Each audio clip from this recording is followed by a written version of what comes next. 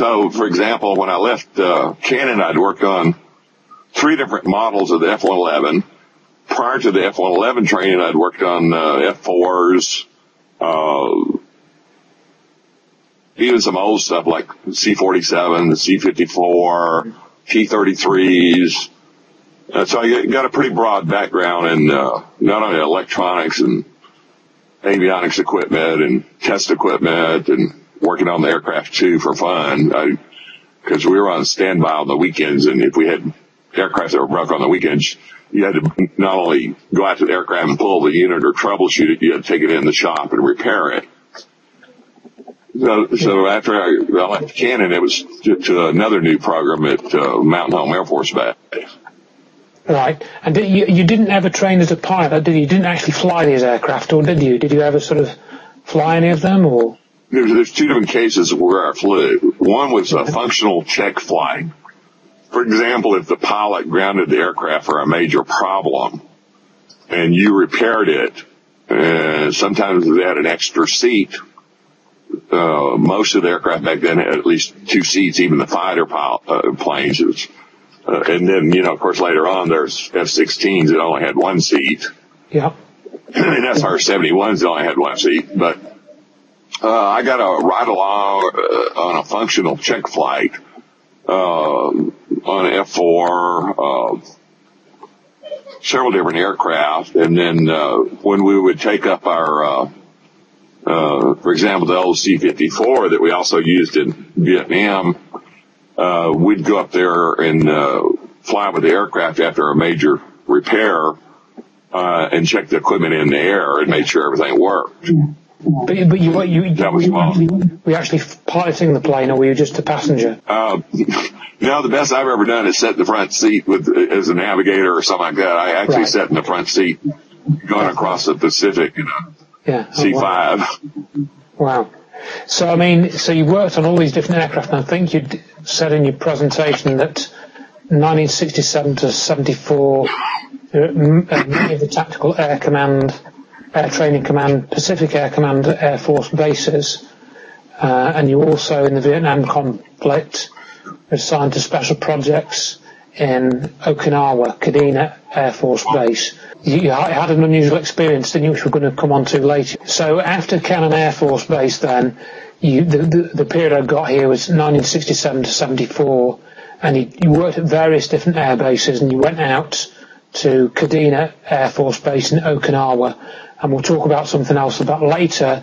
You also went to Udon, if I've got that right, Air Force Base, Thailand, and Ben Hoi Air Force Base. So you must have been almost traveling almost every week somewhere by the sounds of this.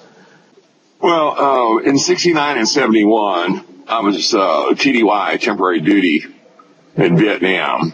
It was special operations where we flew specially configured electronics aircraft, such as the C-54 or the early C-130, to where we could fly up and down the Ho Chi Minh Trail and detect frequencies for surface-to-air missiles and intercept their communications. And also they had dropped very advanced sensors that were both seismic and audio and radar and electronic signals detectors. These sensors, it was called Igloo White. It was very classified. It's top secret, and in fact, only in the last year or so can you look it up on Google, on Wikipedia, Igloo White. So after I came back from Vietnam in 71, I went to Mountain Home Air Force Base and worked on the D model of the F-111.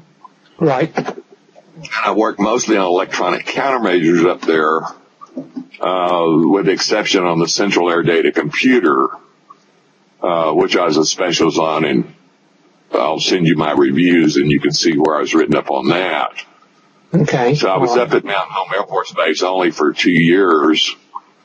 And then in August of 73, I'd been in an accident in the line of duty where I severed my aorta by an inch, and it was DOA to a hospital in Boise, Idaho.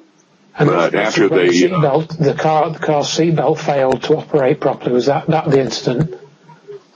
Yes, I was driving a brand new Dodge Colt, and a transient farm worker had left one of those huge old black 55 Fords. He broke down and left it in the driving lane in a blind underpass at night. Oh, no. So when I came through the underpass, by the time I hit my brakes, I'd already rear-ended him. And the seatbelt didn't give out slack, and the steering column didn't collapse. I put all these scars up here. I put my head through and broken eyebrows. Put my head and lost all my front teeth. These are bridges. Wow. I felt like a horse showing my teeth. But anyway, I did some serious damage to my body.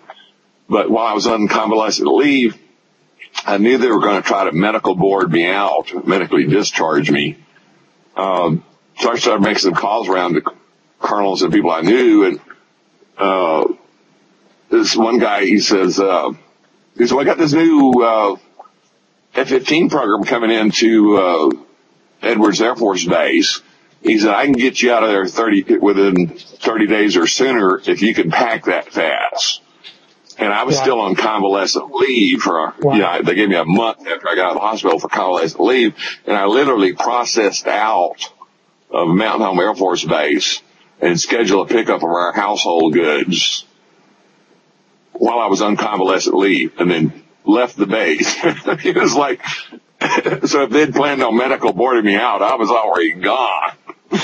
And that's how I ended up at Edwards Air Force Base. And this was, I think, Wade worked under Franz Dietrich on the F-15, as you said, the F-15. That was Franz Dietrich that was there. Is that right, or was that another time? Yes.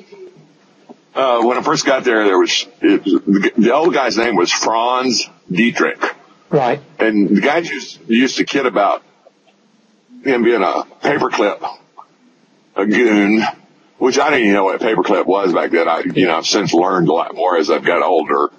And I don't know if he was old enough to be paperclip or he was some paperclip German scientist's son or whatever, but he was definitely German and spoke German and English and went by the name of Frank. So he was the superintendent. I was the shop chief for the, navigation and electronic countermeasures.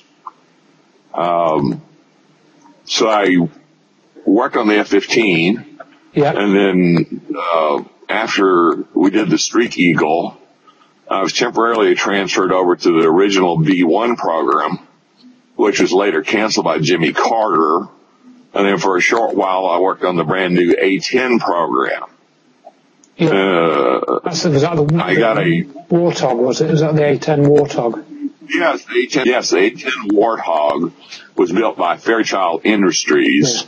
Because you had another experience whilst you were in that work, which again we'll talk about later. Reading from what you'd written before, during your military career, you were handpicked development cadre for many of the Air Force. I mean, you more or less said this already, really, but just to sort of re-emphasise that you were, handpicked, and you were involved with a number of the newest fighter and bomber development programs, which is sort of, saying B-1 and the F-15 and so on.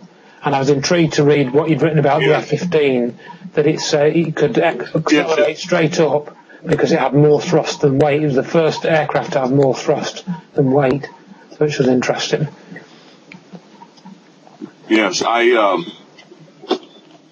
it just one thing led to another. I mean, when we would get through testing, I was involved in research, development, flight, operation, test, and evaluation of the F-15, and then the original B-1 until the rumors they were canceling and they cut back, and then I went over to the A-10. It was just like everybody wanted me, because every time I went to a new job, I had more and more background experience, very broad background experience, and incredible reviews and awards, and reviews went by colonels and generals, and it just got to the point where I was the go-to guy Yes. And automatic test equipment, avionics, electronics countermeasures, crypto, satellite communications. And just one thing led to another. Were you also doing training? Were you training other people? With that sort of experience, I would have thought you would have been training other people. And obviously, you mentioned that you received 4,000 hours of technical training yourself. But were you sort of passing on that to other people as well at any point? My training pretty much stopped as far as me training other people after I left Mountain Home Air Force Base. By the time I got to Edwards, I was a shop chief. I was pulled out periodically for different schools. I ended up working on different systems in the 3 years I was at Edwards. I did some work at the Jet Propulsion Laboratories at Edwards Air Force Base, which is run by JPL out of Goldstone, and I think it used to be under UCLA. And that's, there's certain things I can't talk about even still, but one of the most fascinating things was the massive underground tunnels that were underneath Edwards Air Force Base. And the only time I ever saw them at Edwards was when I was at the JPL facility, which was pretty close to the NASA facility. I think they call it Dryden NASA or whatever at Edwards. All right. And so that was kind of interesting, to see these massive tunnels there. And then, because I think so pretty much, I'd heard from the other interview that you'd heard rumours that there was an underground train that went from north of Edwards Air Force Base. Is that correct? Or there was one that went, I'm guessing it was north or northeast. So the only thing in that direction would have been either Area 51 or Nellis Air Force Base. And then there was one that went kind of like southwest. So that was either going to L.A. or the Lockheed facility at Palmdale, where they did a lot of classified work. I mean, you didn't actually see that, did you, that railway system? But I think you said in one of the other interviews that somebody had told you that was in operation, that system. They had, you get in these big tunnels, and they're all, back then they were metal clad. I noticed the new massive 60 feet wide boring machines, they put these prefabricated plates on the walls. I don't know what they're made out of, but back then, the plates were made out of metal, and the bottom part of the tunnel would be flat, filled in with concrete. And then along the sides and on the top, they would have the plumbing, the fuels, the gases, the electrical lines, all that stuff would be running at like 10 o'clock and 2 o'clock going down the tunnel. And then they have lights, mostly on top. So when you get in these tunnels, if you're in a segment of the tunnel, you'd have these red emergency lights with the little metal covers over them to keep, in case they got broke or whatever. And if you didn't turn on the main lights, all you'd see is these red lights going down the tunnel. It was really spooky because you'd get all kinds of strange noises coming down the tunnels. It freaked my buddy Jerry Ellerick out quite a bit. And but you go down these tunnels that were like,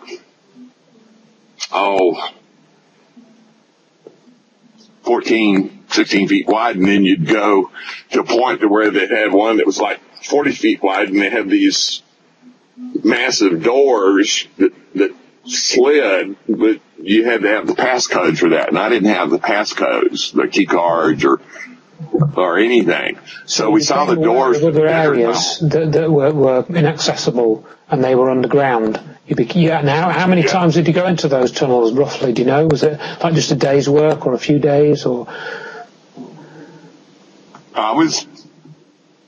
we had to go down and check equipment readings probably every day for, actually I worked nights at JPL. I think that lasted about 3 months. So but yes, every night we'd have to go down and take equipment readings, and my buddy Jerry was assigned. Well, actually, I got Jerry assigned to a lot of things because he worked for me on the F-15 program. And every time I got a new program, I always handpicked 2 or 3 of my own crew to take with me, which, they allowed. And Jerry worked with me at JPL. And this was all cryptographic work, so the equipment was all, it was all to do with cryptographics, was it? Or was it Everything they did was encrypted. Yeah. Which is very common in the military, especially state-of-the-art stuff, because they don't want somebody somehow sneaking information out or whatever that's not encrypted. Yeah. So, everything was encrypted. We would just get the digital readouts, or the analog readouts, or the printouts, depending on the system, and we'd record that data or transfer it. Right. It wasn't, I didn't think it was anything really exotic. The only thing important about it was these awesome tunnels, and you could see on the 40 feet wide ones, these massive doors, and below it you could see the tracks where they ended. Mm. And how long do you think these tunnels were? How long were these tunnels roughly? Do you know? Did you get to the end of them? I don't have a clue how long the massive ones were. There were 2 massive doors. One, the direction seemed to be north or northeast, which would have been to either Area 51 or Nellis Air Force Base, because there was nothing else military-wise in that direction. And then the other one was either basically southwest, west or southwest, and the only place that could have gone would have been L.A. or Palmdale, the city of Palmdale in the Antelope Valley of Southern California, where they had this massive Lockheed plant, which is part of the Skunk Works, where they made classified aircraft. Mm. Okay. All right. So, obviously you're involved in many of these projects, and I think the thing that people are most interested in was when the work, this mysterious, incident where you were asked to report for a job, and then your commanding officer couldn't tell you anything about it.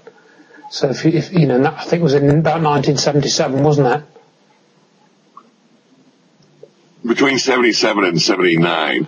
Yeah. So after I left Edwards Air Force Base in I was there 73 to 76. Mm-hmm. I took a hand-picked team, and we transferred, went back to the F-15, transferred all our equipment, automatic test equipment, to Dallas Air Force Base, and they had built a new facility there in the avionics squadron. And ironically, Captain Sullivan, Robert Sullivan, who was my OIC at Cannon Air Force Base, had a couple of other assignments while I was at Mountain Home and Edwards. So when I got to Nellis, Lieutenant Colonel Robert Sullivan was my squadron commander. And we got along famously because his wife knew my wife. He and I played sports together, everything from track to football to we'd go party together. So, we were on first name basis when we were in private. Of course, I'd never go around calling him Robert in front of other troops because he was the commander. So basically we set up the F-15 operation. There were other crews that worked the flight line on the aircraft, and we set up the whole operation. And then I got deeply involved in electronics countermeasures. And the system was called Two's Tight for the F-15. And I went to some schools for that, and all of a sudden I started getting involved with different contractors, and both the Two's Tight and the electronic countermeasures suite, which is several different avionics units, were all classified top secret. So I ended up, at that point, starting to go to more defense contractors and other bases, giving briefings, are sitting in on chess to check, schedules, and there are different milestones in every schedule of any program to where they're supposed to be able to do certain things at a certain time in order to get paid a portion of the money for the contract.